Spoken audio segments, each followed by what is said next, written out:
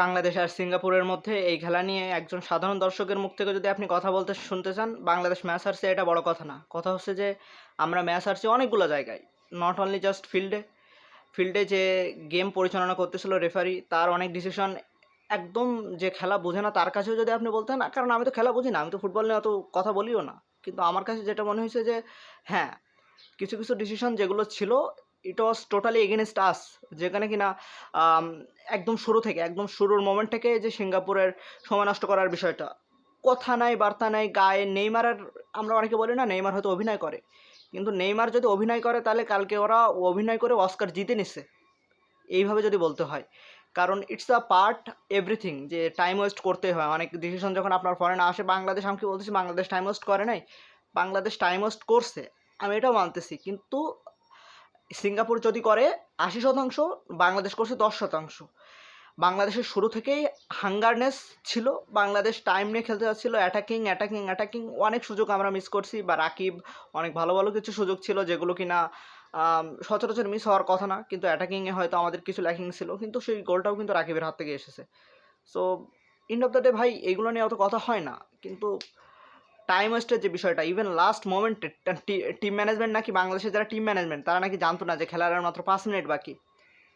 তো একজন প্লেয়ার উঠছে, স্ট্রেচার থেকে মাঠে তাকে চিকিৎসা দেওয়া হলো, তাকে আবার স্ট্রেচারে করে বাইরে নিয়ে যাওয়া হলো, সে আবার মাঠে ঢুকলো, তার সাবস্টিটিউট নামলো, লাস্টে 3 মিনিট খেলা বাকি, ওই সময় আবার আপনি দুইজন সাবস্টিটিউট নামাচ্ছেন। মানে what the wrong with you man?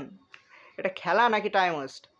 So ফার্স্ট্রেশনের কথা যদি বলতে হয়, আপনি হামজা, শামিত, ফাহমিদুল এদের মুখে দেখেন, বা বাংলাদেশের আরও যারা প্লেয়ার আছে, রাকিব, লাস্টে যারা নামলো, মোরসালিন, এদের মুখ সবার ভিতরে একটা হতাশা যে কেন হচ্ছে না। কারণ আমরা অ্যাটাক যে করবো, খেলার একটা ফ্লো থাকা দরকার, ইটস আ ফুটবল। তো মোমেন্টাম কার এগেনস্টে যাবে, কার একদম লাস্ট হাফ হাফ খেলার হাফ মিনিটে এসে কিন্তু মানে 45 মিনিট যেটা, ওইখানে এসে কিন্তু সিঙ্গাপুর গোল দিয়ে দিল। আর আমরা সেটা শোধ করতে করতে অ্যাটলিস্ট আমাদের অনেক টাইম ওয়েস্ট হয়ে গেছে। দেন পরে আবার একটা গোল। সো লাস্টের দিকে মানে গেমের একটা পর্যায়ে এসে, মানে হাফ টাইমের পরে ওই পার্টটা এসে মনে হচ্ছিল যে বাংলাদেশ ইচ্ছা করে কিছু কিছু ছেড়ে দিতে যাচ্ছে, লাইক হয় না যে গিভ আপ করে দেওয়ার মেন্টালিটিটা, ওইটা বাংলাদেশের ভিতরে এসে গেছিলো। যে ভাই কেন হচ্ছে না, আমরা কেন পারতেছি না, বা ডিসিশন কেন আমাদের ফর আসতেছে না। ফাহমিদুলের ক্ষেত্রে হলুদ কার্ডের ডেবিউ তার হয়ে গেছে। So it's funny man. আমরা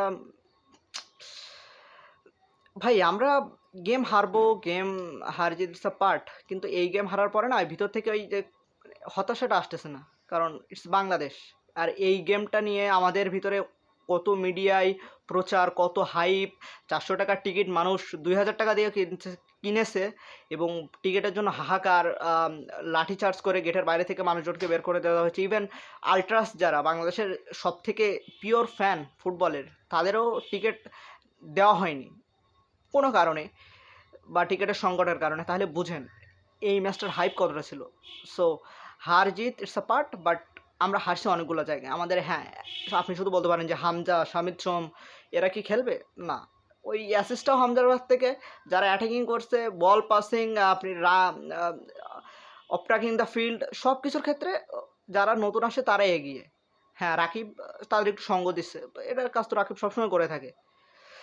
সো আমরা ম্যাচ হারছি, ইটস ডাজেন্ট ম্যাটার, বাট আমার কথা হচ্ছে যে টাইম ওয়েস্ট, দেন আরও কত কিছু যে নাটক রেফারি করলে, it should B A clear, yeah of course it should B A clarify that আমরা ম্যাচ কেন হারছি। এভাবে যদি চলতে থাকে তাহলে হংকং, এর আগেও আমার কাছে মনে হচ্ছে বাফুফের ফিফার কাছে একটা কমপ্লেন করা উচিত যে কেন এরকম আমাদের এগেনস্টে আছে সবগুলো, মানে কী বলে, ডিসিশন রেফারির। হোপফুলি বাংলাদেশ পরের ম্যাচগুলোতে আরও ভালো করবে, এছাড়া তো কিছু বলার নেই। কারণ খেলা নিয়ে হতাশা নেই আমার কোনো, বাট ডিসিশন নিয়ে অনেক অনেক হতাশা আছে। হোপফুলি বাংলাদেশ হংকংয়ের এগেনস্টে ভালো করবে। টাটা।